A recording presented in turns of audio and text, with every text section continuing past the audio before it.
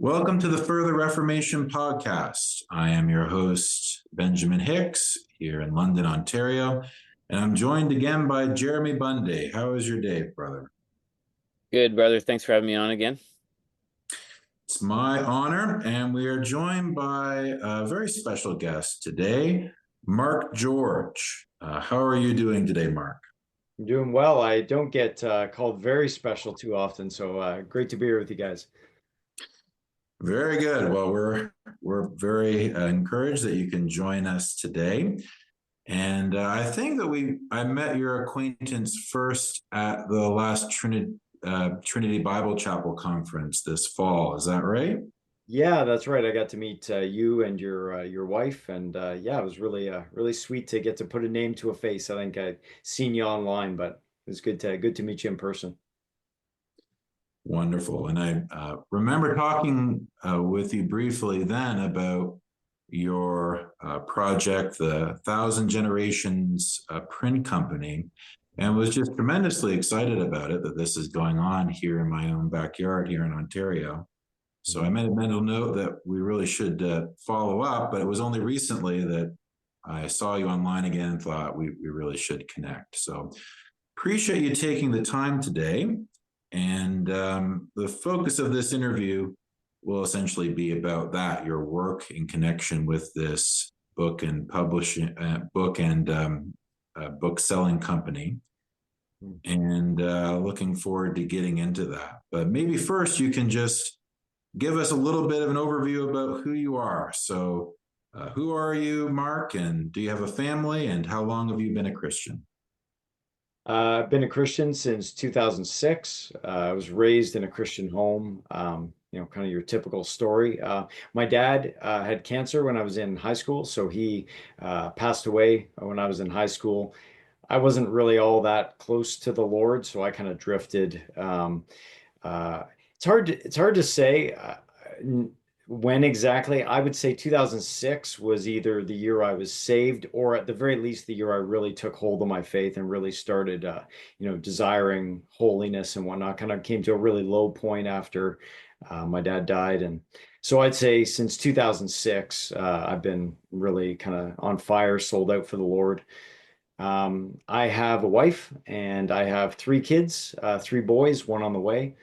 So yeah, we have a busy house, and yeah, always lots going on around here. Praise God, brother. So encouraging to hear. And why don't you get our conversation started by telling us, what is Thousand Generations Print Company and how did that get started?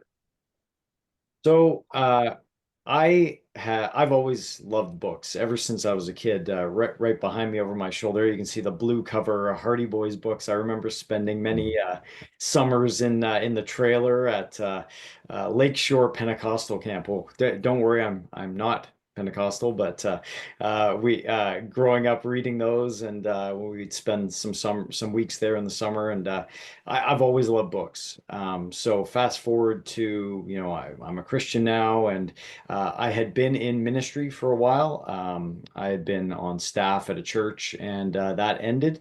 And I had been in lumber sales for a long period of time as well. So the books ended up just kind of becoming this amalgam of the two, the sales and kind of the ministry, and just wanting to serve the church and bless the church, and seeing a hole where some of these resources were just incredibly hard to get, or had a deleterious price point once you brought them up over the border from the US. So some of the Canon stuff and now the New Christendom stuff. So yeah, just wanting to bring that stuff, flood that up into the Canadian church, and wanting to see that bless the church and see the church grow. So that's kind of the Coles Notes version of how we started things. Well, it's super encouraging to hear, brother. I mean, for myself, looking at the state of Christianity in Canada, I don't think we're getting ahead of ourselves too much to just say at this point, there are some weaknesses there, and we long to see the Lord bring reformation and revival. So seeing you labor in that way to get solid literature in the hands of people, that they would get deeper in the Word of God, I think that's super encouraging. Jeremy, did you have a question you want to ask at this point? Yeah, I'm looking at, I know our viewers can't see the amount of books behind Mark, but Mark, what percentage of those books have you actually read? I've read a chunk. Yeah. Definitely some are on my reading list still, but So good. I think there's we all struggle with that, right? yeah, I yeah, buy more books than I can read in a year in a month, so I'm right with you. 100%. But I mean, in the Reformed community, we obviously talk a lot about the importance of reading Christian literature and how it strengthens our faith. So, for you, how has reading Christian literature strengthened your own faith and walk with the Lord? So immensely. I mean, I read broadly. Not everything I read is ostensibly Christian. You know, I read kind of throughout genres and categories and whatnot. But um, looking back to the last few years of really delving into Reformed theology, I really wasn't too I didn't really know too much about Reformed theology before the last number of years. So just it's kind of felt like, you know, you're reading some of these titans in the faith and you're just like, oh my goodness, like I'm sure many guys have grown up their whole lives knowing this, but for me, it's like, oh my goodness, this is amazing. So it's been incredible. It's really impacted my life and my family over the last couple of years. Uh, just how I husband, how I parent, a lot of things I wish I'd known sooner. So it's I've been built up incredibly in the Lord. I forget if it was Brian Sauvé. I think it was he said something along the lines of, what else can you spend $20 on in your life that can literally alter the course of your life?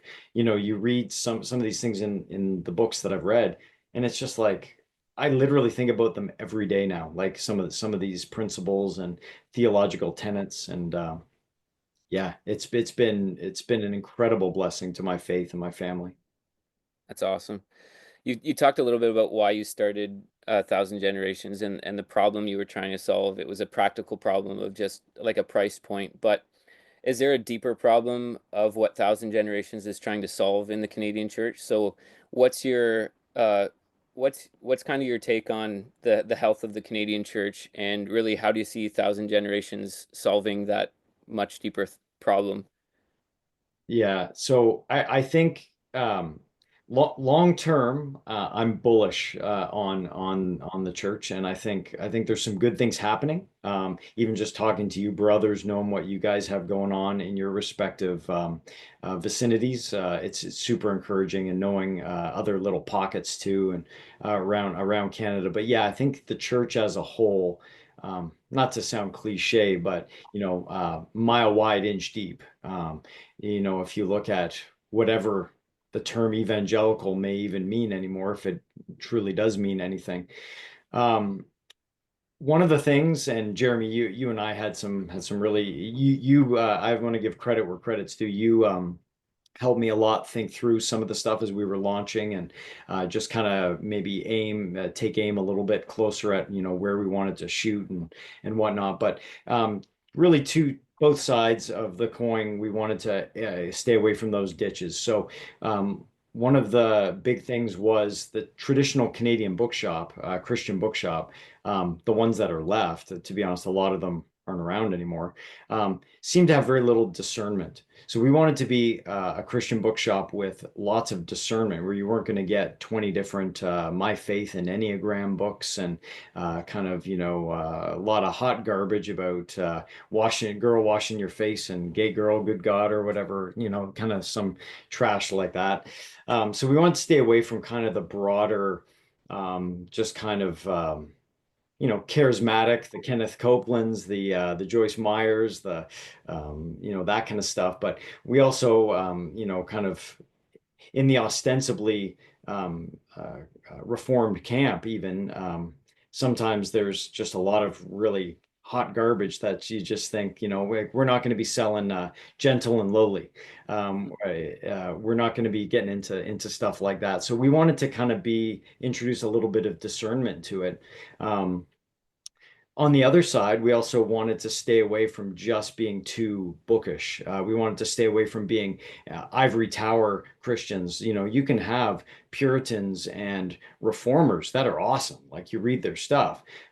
But if you keep it up in that tower and all you ever do is incessantly, you know, talk about um, theological tenets, and but it never actually impacts your life, and your family isn't changed by it and your community's not getting changed by it, well, really, what's the point? I mean, yeah, I do want to see in my life personal holiness grow, and I want to see that in my family and in my friends and in my church. But if it's never going anywhere, if you just sit around and talk about it endlessly, then so we kind of wanted to avoid those two ditches and kind of practically come to the middle and bring some really good resources, and maybe even some resources that there was a little bit of pushback on, just because of where we've gotten. Maybe some of the school marms and the church Karens wouldn't want us to bring some of this out. But we're just, Benjamin, you alluded to this earlier. We've wandered from the traditional history, from the traditional fence posts of our faith and from our fathers. And we need to reclaim that. We need to bring it back. And I'm thankful for guys like you. I know you're out there doing the hard work of making that happen. And I'm trying to do that in my own way with these books. Well, it's super encouraging to hear, brother. Yeah, and when you do see the ways in which the Lord worked in the days of our fathers, right? I think there's such a thing as a holy discontentment, right? Where we want to lay hold of the Lord in prayer and say, work in that way in our generation, because the kind of challenges that our churches and our nation is facing are such that we need the Lord to work, and we need to be returning to the great old paths of our fathers. So I'm encouraged to hear you're wanting there to be a tangible impact and a living out of our faith in our families and our communities. Hugely encouraging. One of the things you mentioned, a couple of things. So you mentioned Pastor Sauvé. Both Jeremy and I have been very encouraged by his ministry. That's great. And he's one of the fellows who's involved with New Christendom Press. And you mentioned that you're their distributor here in Canada. So that's very exciting to hear that there's a partnership with the ministry there in Ogden, Utah, and with you here in Canada. So how did that partnership come about, and what excites you about the movement that we see emerging around Refuge Church in Ogden, Utah? Well, it was it's an interesting story, actually. I brought in a case of Honor Thy Fathers. It was their first book. Zach Garris wrote it. Awesome book. Couldn't recommend it enough. But at that point, I wasn't their Canadian distributor yet. A mutual friend of mine and Ethan Sens, he's the chief of staff. He's a pastor at their church down in Ogden there. Kind of connected us and said, "Hey, like Mark's an awesome guy. He's doing great work up here. He should be your Canadian distributor." So yeah, Ethan responded, and I saw his cell was on the bottom of the email. So I'm just gonna call him. So we ended up having a good conversation, and he's like, "Yeah, I'm gonna talk to Brian. It's we're definitely interested in this." Well, whatever. I don't know if it was a couple days, a week goes by, and my phone starts kind of blowing up, and I start getting all these emails and texts, and so I guess they had announced on Brighthearth. I hadn't heard anything else about it, but Brian and Lexi were just like, "Yeah, and our new Canadian distributor, 1,000 Generations." I'm like, "This is great. This is great." So it kind of came around, somewhat out of the blue, but yeah, I've really enjoyed working with those guys. They're super great to deal with, and they have there's a lot of really cool books coming out this year. They're re-releasing Boniface Option, Andrew Isker, so it'll be a nice hardcover. Lexi, Brian's wife, has a book coming out on kind of Christian homemaking and white knights and reviling wives. David Edgington, they have that book coming out. So and more. There's more in the hopper, but some really cool stuff coming out from them. So we're really excited to be bringing that stuff up into Canada, and I think yeah, it's gone really well so far, and people are, I think, pretty excited about it. Mm.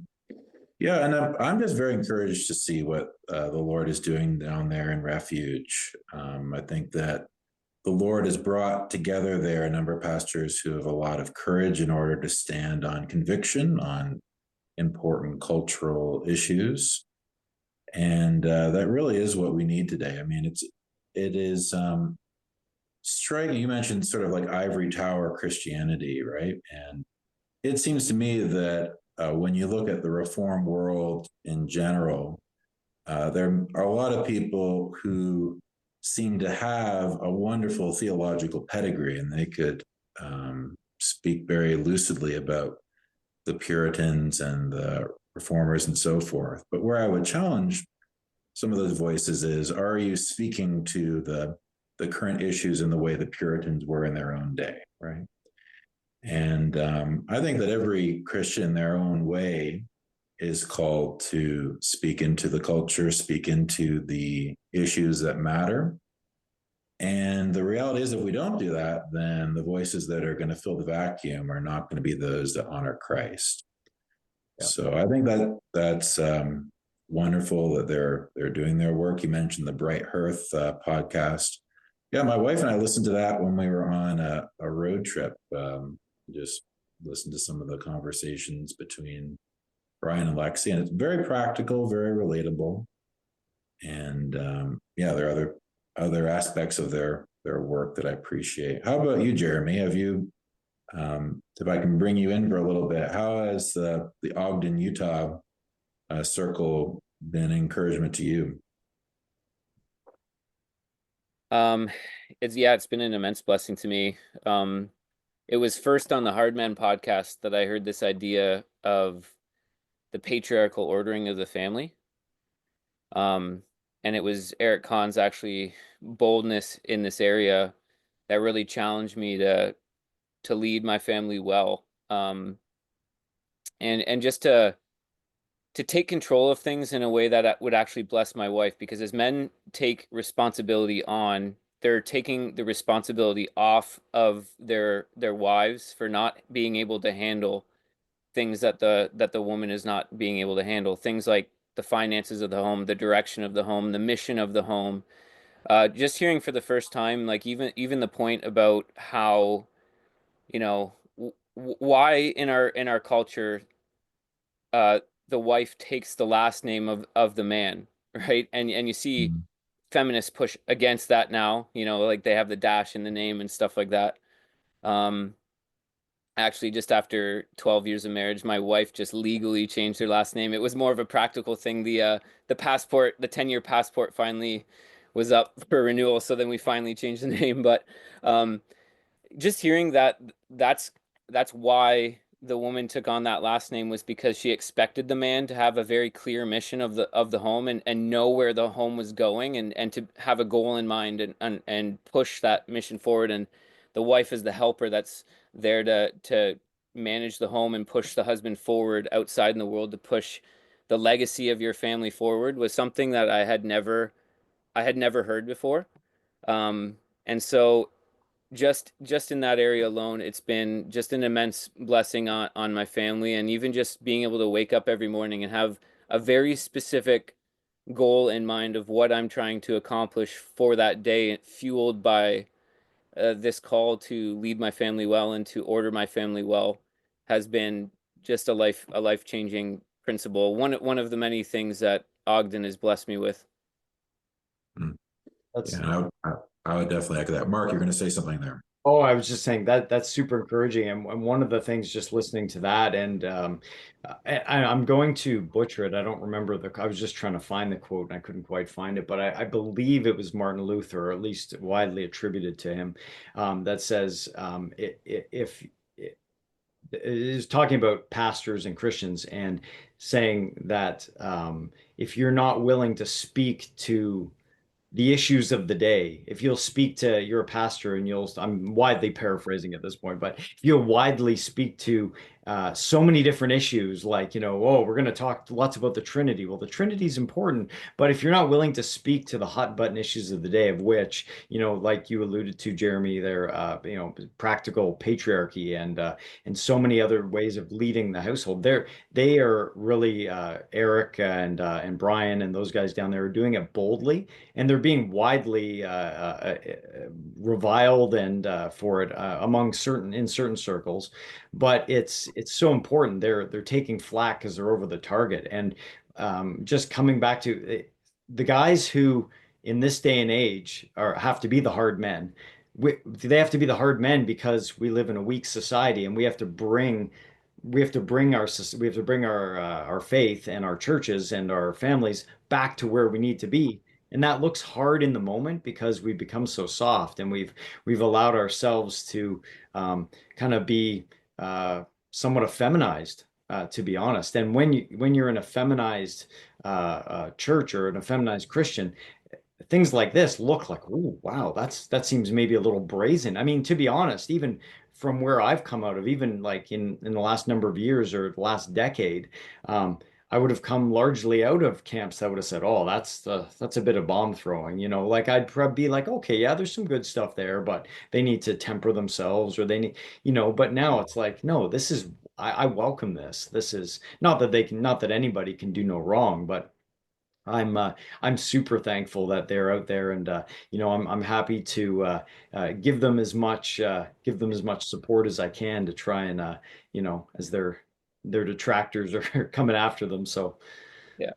And just to talk about too, like that problem of orthodoxy versus orthopraxy, like that's a problem that runs really deep, because even when I was at Harvest, on staff at Harvest, which wanted to be like kind of that mid-Eva reformed camp, I remember going to this bookstore in I can't it was a relative of Joel Beakey. They have this phenomenal bookstore in the basement, and they have all these old books. And I remember the employees of the church that I was at going with them and trying to find like the box, like this 300-year-old box set of John Calvin, right?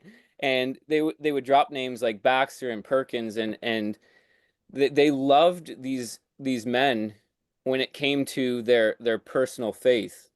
But they, like, there seems to be such a divide between loving what these men believed and then applying that to today. And it just runs right from the smartest, most reformed brainiac that we have in our circles, right down to kind of mid-Eva reform camps as well. It's just a problem that is a cancer that just stems right from the top, right down to the bottom, right? So it's a very real problem.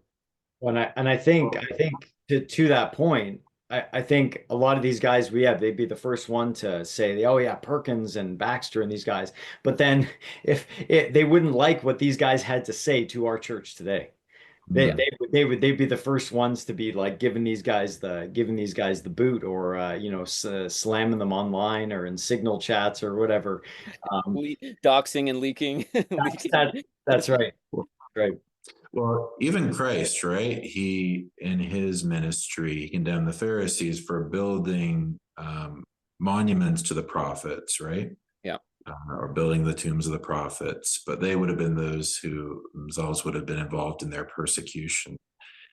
And I think that today there is a problem of trying to sort of sanitize our fathers and to sort of make them sort of palatable in a sort of decadent, effeminized, licentious society.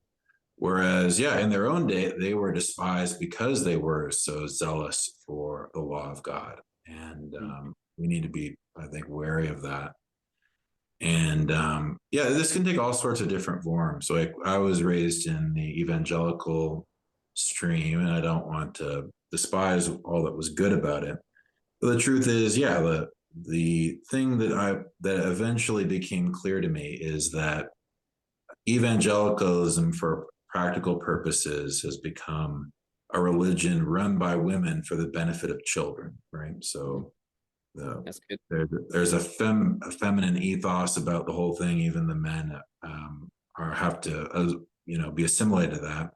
And the the practicality of it is it's dumbed down to the level of children. Whereas when you come to the Bible, Christianity is a religion that is entrusted to the leadership of men for the benefit of families, which is inclusive of men, inclusive of women, inclusive of children, but not in this way that basically is destructive to true piety and true civilization. So yeah, I mean, the reality is that we all need to reckon with these things. Maybe that'll be a good transition to my next question. So we mentioned that one of the things that New Christendom Press is known for is Christian patriarchy. And one of the books I picked up from you at the conference was this book, Honor Thy Fathers, Recovering Anti-Feminist Theology of the Reformers by Zach Garris. So I guess you've already started to answer this question, why is this so important? But when you think about that book in particular, what would you underline or emphasize based on what we're talking about? Yeah, it's a great book. If you Zach's he's a blessing to follow. I don't know if you follow him online. He's steeped in PCA, Southern PC. He's actually writing a book, I believe, right now with Zach McGowan, hoping to be out in the fall, just on, I think, on the history of the PCA and looking at that. But Not to be confused with Eli McGowan. oh, yes, that's right. That's right. Yeah, no, yeah. Sorry, I think I may have even said Zach McGowan. I think it's Sean McGowan. I'm sorry. Psalms. He wrote a great book called Psalms That Curse. Anyways, no, super helpful book. It kind of follows out of his first book that wasn't through New Christendom. It's called Masculine Christianity. So Masculine Christianity kind of looks at a lot of the practical side of things on patriarchy side and what that looks like in our lives today in our church. And then in Honor Thy Fathers, he kind of looks back. So it's not just him looking at things, oh yeah, this is my opinion or something. He's like, no, look, we can go back to Calvin and Luther and Vermigli and these guys, and we can tie this back. And I know we've said it multiple times today, but I've been just blown away at how far as a church and even looking to be fair to myself and you come to these places like how did I wander? How did I not even know that fence post, that gate post, that signpost, that Ebenezer was there, that I should have been looking back to this whole time? I can look back to my early years of marriage. Jeremy, you said you just had your 12th anniversary, where Amanda and I are our 9th anniversary this year. And I can look back to years where I didn't lead. I would have been complementarian or egalitarian. I repeat myself, I suppose, either or. But it looks back. I look back at that, and I'm just like, this isn't what Scripture is showing us. And so we're looking to reclaim this. We want to see this brought back into the church. A lot of people misrepresent it and misconstrue what it actually is, but it's just biblical. It's how God intended in Scripture. If you look through, you flip through, and you have to do all sorts of contortions to see female leading or a blessing of stemming from female leadership. It's always curse in Scripture, and it always ends poorly. Here, I mean, we can see what happened with Tim Keller and that side of things, as he drifted or overtly steered the ship in that direction before he passed away. And not to speak ill of someone who's gone, but just sadly, bore some very poor fruit and his church. And but we see that model imprinted again and again and again. Keller was kind of the standard bearer, one of the main standard bearers for that kind of mid-Eva or big Eva machine. And we're seeing so much now, so many families. Benjamin, you mentioned earlier, like we want to see families built up. That's one of my main cruxes through Thousand Generations. I want to see my own family built up. And when we're focusing on when we're moving away from patriarchy, which is Zach, bring it back to Zach's book, Honor Thy Fathers. we want to see families built up and working properly. It's not Christianity is not a wax nose. It's not a construct that we can just do whatever we want with it. Um, God told us what pleases him, what he loves, and so we want to reclaim these things, and we want to see marriages flourish. People say, "Oh, it's you're putting women down," or what? No, we want to see women flourish. We want to see women flourish in a way the Bible showed us. that, and I truly I think it's not a lot of these conversations don't feel like they're honest or good faith conversations that are happening against patriarchy and specifically against Zach's book. So I don't think there's a biblical leg to stand on really to come against patriarchy. Yeah, I echo that, brother. And I think if we recognize in our own lives when we abdicate that leadership and headship that the Lord has entrusted to us, there's a million excuses to do it. And sometimes it can be perceived as the virtuous path, but really what it's doing is it's taking a burden that properly belongs to us and it's putting on the shoulders of those who we love, right? And so the reality is that it's an incredibly destructive thing to see women put in a position that God did not intend for them.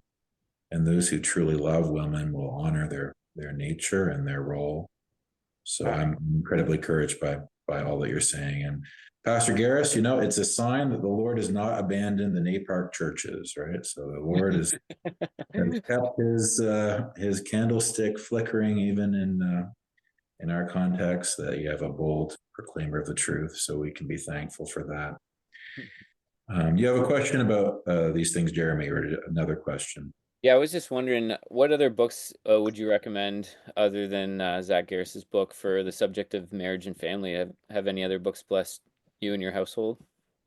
Yeah, I would say some of Doug Wilson's stuff has been a real blessing to me. The first book from him I read was Future Men, and that book that was a really great book I found. Again, it was kind of right at that genesis. I was just starting to figure out, what it was like to really be a man and to really lead in life, and then we'll chat about this, I think, in a little bit, but just that the whole aspect of covenant theology and figuring that out. So I would say, as far as um, um, kind of marriage and family, Future Men was really great.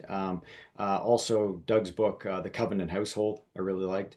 As far as marriage goes, my wife and I really enjoyed No Mere Mortals by Toby Sumpter, and we have all these books over at our website as well. But I was personally I haven't read every book.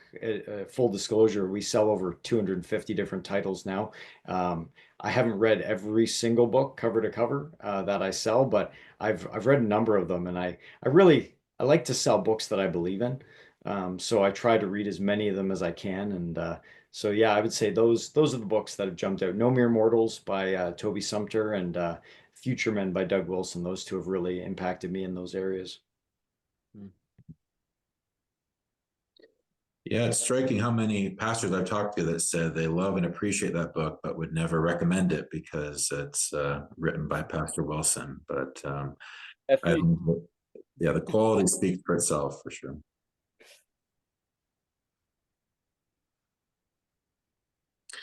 Did you another question there, Jeremy?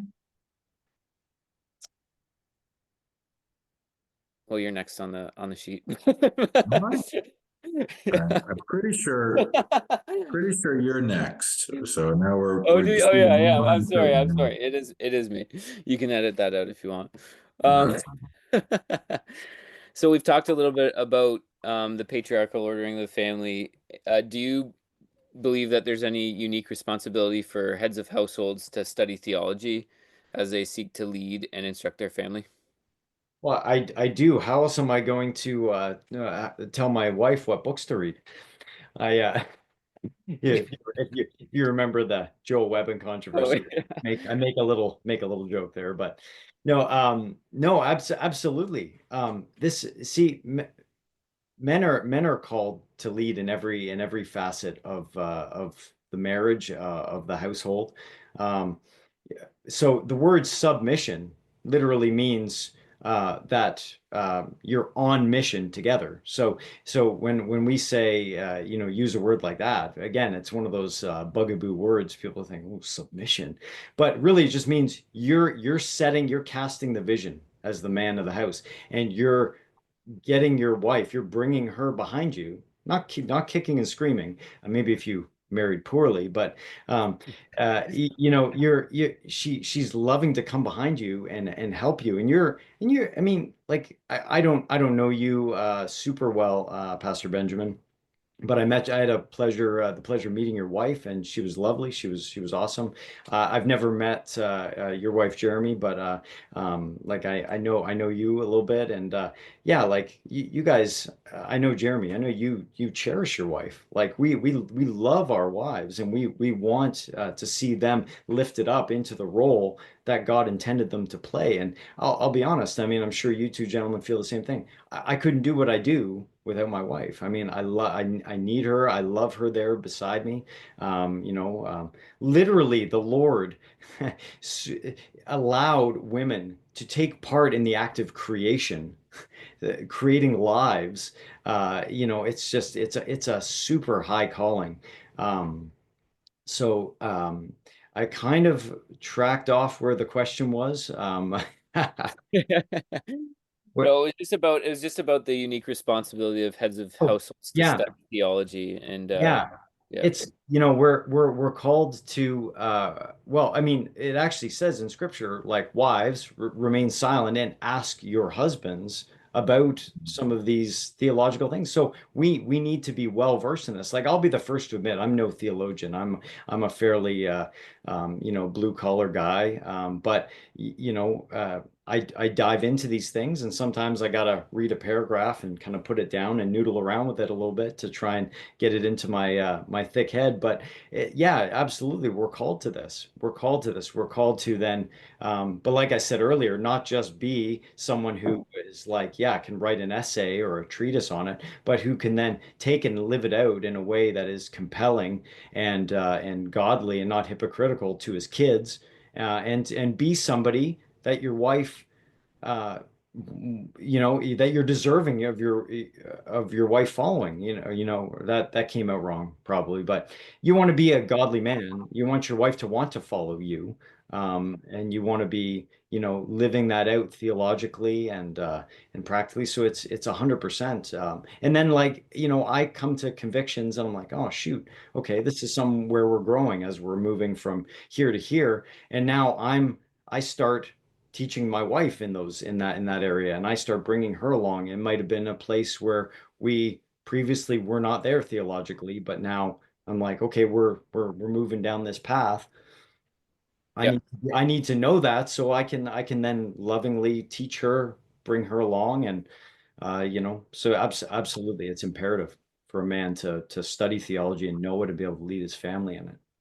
Yeah, and coming back to that problem of the effeminized church, you could just imagine if a wife has all these questions about the Lord and theology, coming to her husband, and her husband just kind of being lazy in his studies, just I don't know, I don't know, I don't know, right? And that's where you see that issue of the effeminized man come into play when men don't study theology to lead their families and their wives well, right? That's right. Well, and look what's filled it. Look what's rushed in to fill the void and the vacuum. You see, you go from, something innocuous like, oh, well, it's just at a ladies group. It's just at a ladies group. And then a decade later, it's like, well, they just preach on Mother's Day in front of the whole congregation, right? Like it's just, we're like, oh, how men aren't qualified to speak to certain lady issues or lady problems. Called elders and pastors of churches aren't qualified to speak to issues of, um anyways, it's um yeah. Yeah, brother, I appreciate all you're saying. One of the things that comes to mind is a verse I always cite in this context in Genesis 18. And this is right before Abraham pleads for Sodom and Gomorrah. We read in Genesis 18:17, and the Lord said, shall I hide from Abraham what I am doing? Since Abraham shall surely become a great and mighty nation, and all the nations of the earth shall be blessed in him. For I have known him in order that he may command his children and his household after him, that they keep the way of the Lord to do righteousness and justice, that the Lord may bring to Abraham that he has spoken to him. So one of the things about God's dealings with Abraham was that he was entrusted with a special role as a kind of prophet, priest, and king in his own home to command his children that they would keep the commandments of God. And I think that men, they do thrive when they are enabled by the Spirit of God to take on that responsibility and to have true leadership in their homes. But when there's, I think, especially moral compromise in their lives, it becomes a very vicious cycle where there isn't the zeal for God's honor, there isn't a courage to confront problems in our marriage or our children's lives as well. And it ultimately means that one of the greatest tools for the spiritual nourishment of covenant children is neglected. And even one of the most powerful ways in which the Lord brings sinners to salvation is not utilized. So I think all that we're saying, I think, is a very stirring call to repentance. If you, listener, are a man who's neglected some of these things, then this is a wake-up call. You need to be the man that the Lord has called you to. And as the Lord was with Abraham, he'll also be with you. And I think that's a good transition to what I want to talk about next. And you alluded to it, but you have quite a number of books in your inventory that focus on covenant theology. And I think there is a relationship there for myself coming to covenantal convictions and patriarchal convictions. They went together very naturally because they both are at the point of becoming more biblical and becoming more in love with what the Word of God says about the Christian life. But what sort of literature do you recommend for understanding covenant theology? Yeah, there's a couple of really good books. Again, I don't want to go to Doug Wilson too often, but I mean, he has The Covenant Household was a really formative on me. Also, to a thousand, he has a book called To a Thousand Generations, and it's actually his kind of case for infant baptism. But I find that that's all to me almost inextricable. Like once you get into it, it all kind of like, oh, it all starts clicking into place, and you go from like, oh, I hope my kid puts his faith in Christ one day, to just totally turning that paradigm on its head. I don't know if that was Jeremy, coming similar backgrounds from us, you and I, but up until a few years ago, that like it was kind of that was kind of the case. And it kind of has this stultifying effect. Like you just kind of see like every generation is its own kind of walled in entity. And there's no kind of like, shooting for, like, now I pray for like my kids, my kids' kids, I pray for, that the Lord would provide spout, like that there would just be like no apostasy, like just generations of like my progeny, going forth, not for my glories, not for my group, but for the fame of the Lord. But I mean, pray that they would look back and think of me as a godly great grandfather or something.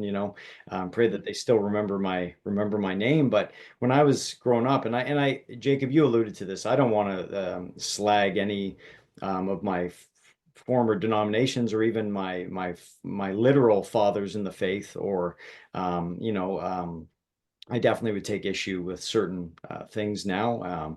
But I think they were largely godly men who did the best they could. But I never learned any of this. And even Reformed theology was something I never knew until that was probably in the last 10 years.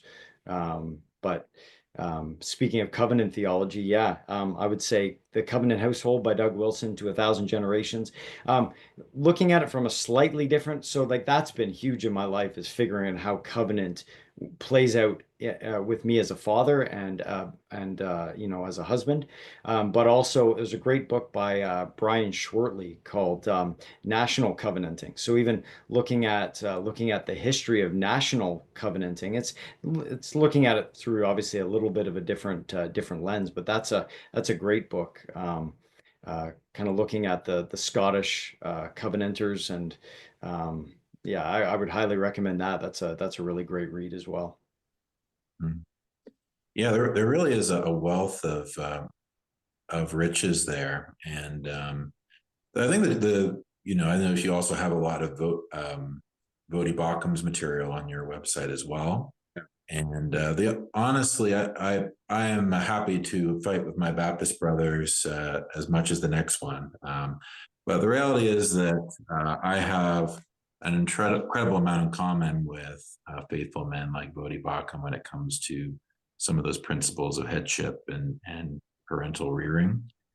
And He's some of the stuff, and I assume I'd read this years ago, but um, he has quite an I don't know exactly how many children, but it's quite a number of children. And once the boys turn 13, he essentially would take them on the road with him because he would it would get to a place where he wasn't looking to just have his wife homeschool them, you know, in perpetuity, but that he then wanted the boys to go with him so that he could teach them how to be men.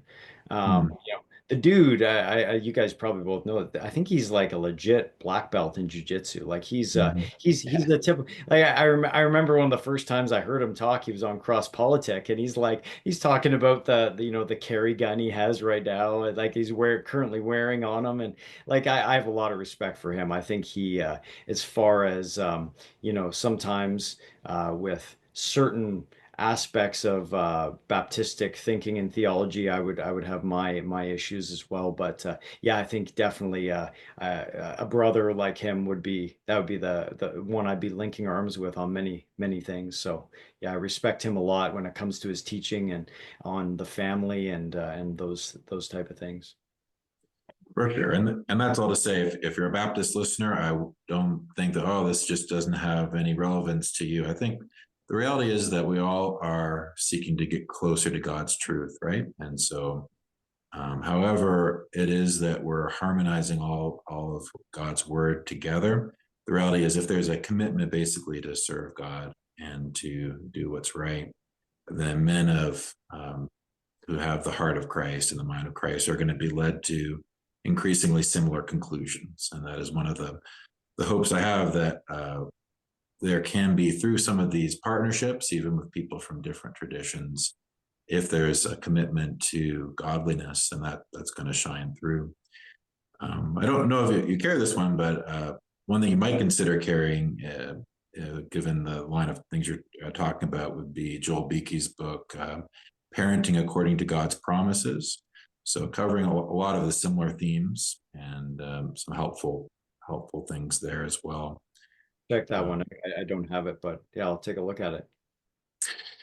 Anything you want to say about that part, Jeremy, before I went to the next question here?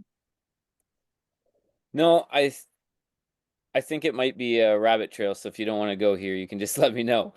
But I have a question. Oh, I have a question for you, Pastor Ben. So, sure. with my understanding of covenant, I'm relatively new to this. My kids were baptized last year. So Mark is also a little bit green in this area. But what really came alive in my walk with the Lord was just wanting to understand where I've come from, like where my family name was and legacy. Um, and so I actually found out that my great great grandpa's name was John Calvin Bundy. So I mean, like, come on, Hmm. like, how awesome is that? And that my family have been Christians before Canada even was a confederation, and I was able to trace it back even further to like the Puritan era. Hmm. And a member of my family fought in the Crusades. So James White, if you're listening, no apologies. I don't care. But so could you connect the dots for me? Like, so this is just, I don't know if you've thought through this, but this is a relatively new thought. It's obviously, I don't want to chase family legacy for my glory alone, but Mhm. I can't help but look at the fact that I live in a small town. There's streets that are named after families that were formative in this community. Could you connect some of those dots to covenant theology? Are there dots to connect, or is it just kind of a natural progression into wanting to understand more of like loving your neighbors, honoring your fathers? Yeah, that's a great question, Jeremy. I think that, like you, I have increasing, especially as I get older and I see my kids growing older. There's increasingly maybe reflection about how the Lord has not only led me but previous generations. So, like you, I'm very interested in in my own family tree. I guess I've been able to trace it back. My family name, anyway. The first one to carry my name onto this continent was part of the Plymouth colony. So that's really been special to read more about the New England Puritans and all that they represented. Yeah, I think all that you're saying is true. I think that part of it is the fifth commandment, right? Yeah. Honor your father and your mother. And we believe that's a broader significance, right? That it's honoring our ancestors and their memory, which is something that's neglected today, right? We're living in a time and in a generation where it seems as though there's been a despising of our ancestors as people from a European background, say, or as Christians here in North America, tearing down of statues and the denigrating of their memories as Hmm. colonialists or whatever.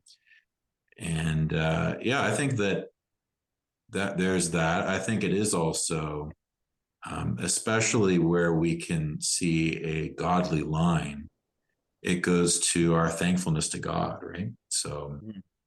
in our church, we read every morning the Ten Commandments. And so it's a wonderful thing just to memorize all those words.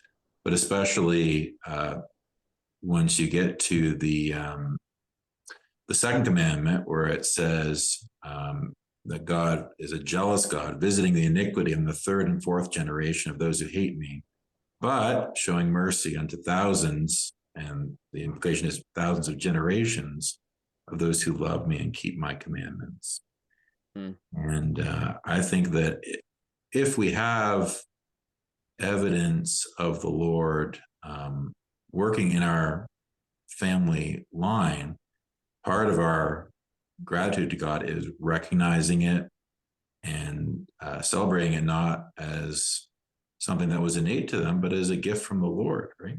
Hmm. And there's always going to be the other aspect. We can see the sin that our fathers from previous generations brought forward, but there's an opportunity to learn from it the other way, right? To humble ourselves and to seek to be the founder of a dynasty, perhaps, that will carry forward under the Lord's grace. Does that kind of answer your question? Yeah, for sure. Yeah, and it's just being able to see how God worked through that family line and see really the God's covenant with families work down the line, I think is just an immense blessing. So that was really good. Thank you, Pastor Ben. My honor, brother. So another question for you, Mark. So in recent years, we have witnessed heated public discussion by Christians around controversies like COVID tyranny, church-state relations, Christian nationalism, and the post-war consensus. How could these kinds of discussions be improved, in your opinion? And what kind of books do you offer on these topics? So a lot there, but you can take it in whatever direction you want. Yeah.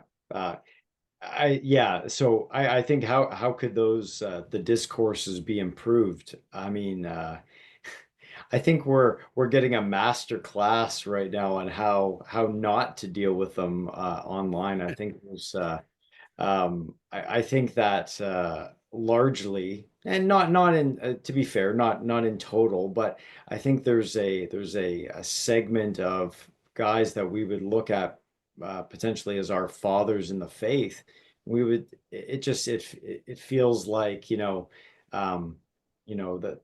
the kid getting put in the corner and getting his nose whacked with a newspaper, kind of somewhat almost provoking the kids just because the kids don't maybe line up exactly in the same camp. I think there's a lot of talking past one another. I think that there's a lot of there's too much disrespect. I think there needs to be uh, of sometimes, I'm not saying it doesn't go the other way, but of stuff I'm seeing is kind of more of the spiritual fathers to the younger guys who are coming up. I think that there could be just a lot more honest discourse.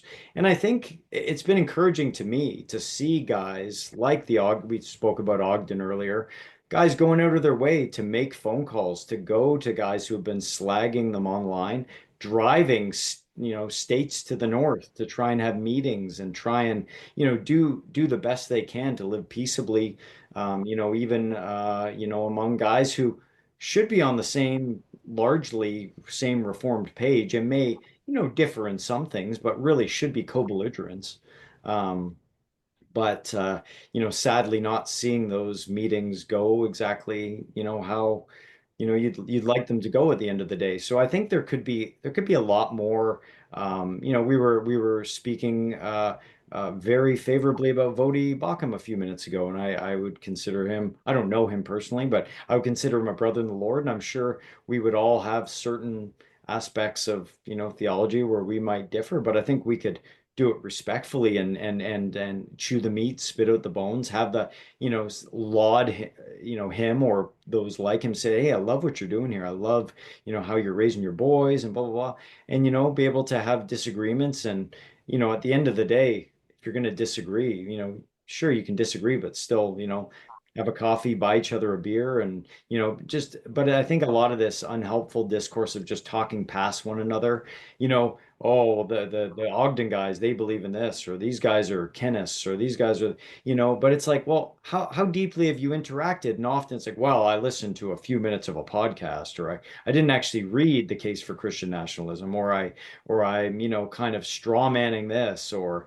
I'm doing, it's at least have a good conversation, an honest conversation. I think that would not solve all the problems, but it would put us in a lot better place. Right now, it seems like um, whereas a number of years ago, it seemed like we were thinking a lot more about combating leftism and Marxists and things like that. And now it seems like a lot of the battles are within our own camp, and it seems quite unproductive in many ways. So. Um, yeah, I know that was again a bit of a broad answer. You talked about COVID and many other things. I do have a book on COVID from a Canadian pastor, What the Church Must Learn from COVID-19, and it's kind of his flyover on that. A really good man out on the West Coast, Jim Witteveen. Um, so I have that book. I think as far as post-war consensus, I think we're going to see a lot of books coming out, specifically from the Ogden camp and from once guys like Stephen Wolfe and Isker and Engel start writing stuff. I think we're going to see a lot of great content come out. I know. Um, CJ Engel and Isker are going to be doing a repealing the 20th century kind of podcast show over the next year. So whether or not that leads into a book or something, um, that would be great. But I think as far as the post-war consensus, maybe I'm not looking at it as a strict definition, but I kind of look at it as um, challenging some of the theology and some of the ideas that, in my opinion, have been proven to be spurious or erroneous, or at the very least worth having a conversation about. And it's just kind of almost being willing to have that conversation. I think when the world lost its mind, or the reformed world lost its mind after Daryl Cooper went on Tucker, that was, to me, I think that might have been the first time I'd ever literally heard that phrase. And then, to see the fallout from that, and it's still kind of burning hot today. I think when I think post-war consensus, it's going to be those books that challenge, like, so kind of like what Raymond Ibrahim's been writing about the Crusades. It may not be, post-war consensus, it's Crusades, but I think it's these books that are going to come in and challenge maybe where there has been some errors, or challenge where there needs to be some new thought brought in, and some new thinking, some new discourse that needs to happen on things. So, we're talking about guys like Franco, and things like this, Christian princes, and Christian nationalism. I think a lot of these things are going to go hand in hand. And hopefully we'll see a lot of really great material coming out. So um, yeah, I do have some books, I suppose, but I think that is going to grow. One book I just got in, I just posted about it today, is Thomas Accord, has this. As one of the editors on a big compendium called "Who Is My Neighbor?" So I think that kind of thinking about some of the things you just talked about, Jeremy, about uh, lineage and your people, and thinking through that, and then reading some of these quotes and speeches and things through the light of people, and our Christian, kind of circling back to the beginning of our conversation, our Christian fathers in the faith, forefathers, our Christian history, and those signposts, the old roads, the old paths, getting back to those. I think that "Who Is My Neighbor" is a great resource in that vein, that kind of touches on some of the things, maybe touches across broadly some of the things that we've been discussing this evening. Mm. Yeah, I really appreciate your answer, and I think that there's a lot that comes to mind. One of the things that I was reflecting on as you were answering is that ultimately our commitment is to the truth. And that was the case during the COVID years, when all of us lost different friendships, if we did take a stand on those things. And in the course of that, we made new friends, and we made new allies, and continue to be thankful for them. And I think that when we're talking about some of these other issues, then I would simply emphasize that ultimately, at the end of the day, nothing has changed as far as our commitment. Our commitment is to what is true, and what is pleasing to the Lord, and what does godliness require? What does justice require? And in the course of that, it could be that among even sincere Christians, there's going to be different conclusions. And in its place, that need not lead to acrimony or division. And I think that, provided that all parties are willing to speak honestly and with respect, there's no reason why we should see a perpetual fighting, as though, in the Reform camp, we have aspirations of creating a new Christendom, but we can't even get along with our own camp, right? There is obviously a tension there. But at the end of the day, we need to in ourselves model what we would want to see. And provided that we can, with a good conscience, say before the Lord, I've sought to speak the truth in love. I've sought to honor the Lord Jesus Christ. Then we do have to be prepared to even part with friendships. And not that should be done lightly, but ultimately trust is something that is earned, and once lost, it's hard to regain. So I think it's incumbent upon all of us to try to preserve unity and the bond of peace, but peace can never come at the cost of truth. So I think that's a good general observation on from my perspective. Jeremy, did you have anything you wanted to say about these things? No, I mean, we kind of talked about this the last time I was on, so I think I gave you my views there. I just, yeah, it's just disappointing. Obviously, I think Mark, yeah, you did a really good job of laying this out. But yeah, when the church leadership starts to operate more as angry HR ladies, turning issues that are not issues of orthodoxy into uh, doxing, excommunicating, and church discipline, uh, it's yeah, it's hard to build new Christendom when that's happening, right? So Very good. Well, here's my last question I have written here on the outline. Mark, how is your business performing currently? And do you have any future plans or goals that you can share? So when we started, I had set some kind of financial, set some goalposts that I kind of eclipsed early. I kind of I think it kind of took off, about, I don't know, about probably 5 or 6 months in, it kind of started humming along a little bit better than I was actually anticipating. We actually, the last month, the latter few weeks has actually been quite slow. I do have some orders that are going to be shipping soon that'll some bigger church orders that kind of more on the bulk side. That'll kind of bulk up the sales a little bit. But the last few weeks have been slow. I think there's been a lot of political malaise kind of with kind of the recent election and kind of potentially a pending recession. I mean, I don't know, but just some things I'm hearing. So I think um, people are still playing it a little close to the vest. I admittedly need to be doing a much better job marketing. So yeah, I need to get on that. It's not my 9 to 5, so I kind of with the wife and kids and trying to make sure I give the proper amount of time to my 9 to 5. I need to work on doing a little bit better on the marketing side. So I know I could be pushing things a little bit harder.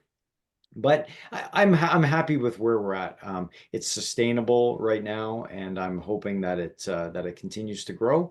Um, it's interesting. One thing that's really been on my mind recently, and this isn't, this is just something that's been noodling around in my mind to do with our business. I was thinking of what kind of Ridge Runner, what CJ Engel and Andrew Isker and those guys are doing down in Tennessee, just kind of looking at building that community, that kind of, compound of like-minded Christian brothers and their families and building that out. And I was I was reading also a tweet the other day from Andrew Torba, and he was talking about the Amish community. And not speaking, I admittedly don't know a whole lot about Amish theology or anything, so I'm not talking about that. But I was saying to my wife the other day, as far as um, what a lot of our goals are, keeping our kids and having a simpler lifestyle and building community. They do it really well, and Torba in his tweet was kind of laid out quite a just kind of going through a lot of that stuff, and I was thinking a lot about that. Uh, I would love to at some point. I don't even know if it's feasible, but I'd love to kind of be a part of a small town kind of brick and mortar, bookstore, something like that. I think that would be really cool. You look back to, you know, some of these small towns and they're really, beautiful old storefront architecture, and then you look at the kind of gaudy, hideous smart centers that they put up today. And, I'd love to be able to go back and have a nicer, old building and, yeah, you know, maybe have a small town type bookshop. Again, that's just maybe call it a dream of mine. It's not as it's you have to have the right place to set that up to make it feasible, but it's something I'd like to do, and I'm just thinking about, building beautiful things and thinking generationally. Part of what I wanted to do with this was get my boys to get involved in. My boys all love reading. They love books, and they help me pack the books. My eldest is only 8, but like, he gets at the tape gun and helps me, pack them up. And I let him look at the books when they come in, and he tells me what he likes, what he doesn't. And I've even brought him to the last couple conferences I've gone to, and he talks to the guys, and he sold a couple of St. George and the Dragon to some guys while I was busy with another customer at the last conference. So it's really cool to see. I just thinking of, within my own family, and then going forward, how could I make this something that's beautiful, that has a lasting impact, not only in my family, but in a community. That would be something I would definitely consider. But right now, yeah, just trying to keep growing it online. And Jeremy's given me a lot of good ideas. I haven't put some of them into play yet, but I want to. And so I really appreciate some of that stuff, how to harness AI and do some stuff with that, or just even even how to harness my own email list that I haven't been using. So so yeah, I think there's lots of room for growth. I'm excited to get to meet lots of pastors and kind of get to resource some of their churches. That's been really cool. Get to meet some of those people. So kind of maybe a long-winded answer, but I'm excited to see where it goes. At the end of the day, though, I'm not so in into the idea that if at a certain point it just wasn't getting the traction, like if I've hit peak traction, I don't know. I used to be a big Shark Tank guy. I'd kind of do the Kevin O'Leary and take it out back and shoot it if I had to.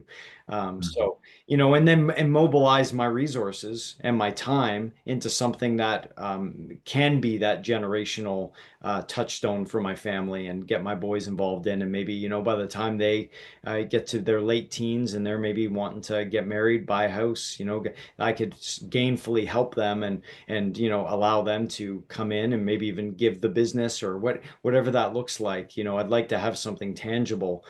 So hopefully in the next coming years, we see this grow, that can be that. If not, then we'll take it from there. Well, there you go. And I appreciate that answer. One of the things that Jeremy and I were reflecting on in our last episode, where we were talking about his film Antichrist and his ruin, is that as Christians, we can be very into complaining about, oh, why isn't there more going on? Reflecting my values and my principles, whether in the arts or in anything else. And then the question becomes, are you, as much as is feasible, supporting those who are doing good work, right? Mhm. And are you valuing good work that is consistent with your principles? So I think it's we all can increase the bottom line of Amazon or anything else, right? But if anything that we've been talking about resonates with you, and you feel that really there's, either for your own family or those that are in your sphere of influence, they could benefit from some of the quality material from Mark's inventory, then yeah, look up the website, and I'm sure that Mark would also be able to field any questions you might have about, well, this is really my area of interest. How can I grow deeper in that area of my faith? Absolutely. In fact, I do get quite a number of emails like that, and I'm able to then kind of figure out, maybe make some suggestions. Or there have been times where I've even been able to bring in books or even initialize suppliers that I haven't even dealt with prior, because somebody's requested something. Hey, can you get this? Or so yeah, please feel free to reach out anytime. Mark at actuallychristianbooks.com. That goes right to me. I'll usually get back to you within a day, and yeah, I'd love to chat with you. Any questions or anything you have, feel free to reach out. Any concluding thoughts, Jeremy? No, just I love the idea of not supporting Amazon's bottom line. And I think there was a tweet that went out today, brothers, Christians should be hiring Christians. It's really that Oh, yeah. simple. That was Stephen Wolf, right? I think. Yeah, yeah, and it's getting way more flack than it needs to, but I do think what you're doing is really important, and you know, I think people should support you any way that they can. I appreciate that. And you guy, I mean, Benjamin, we're just kind of getting to know each other, but Jeremy, you've supported me huge. I won't go into all of it, but behind the scenes and for the last couple of years, you've been a huge friend, and Boniface Business has been a great help to a thousand generations. So, yeah, I really Thank- appreciate that. Thanks, brother. Well, we're doing our part here on this little podcast to spread the word. And my hope is, Mark, that we'll be able to have you on again, perhaps to talk about some of the other things we've talked about, or maybe some of the specific books that you have on offer. I think that would be a help to people. So if you're willing to consider that, we'll stay in touch with you, eh?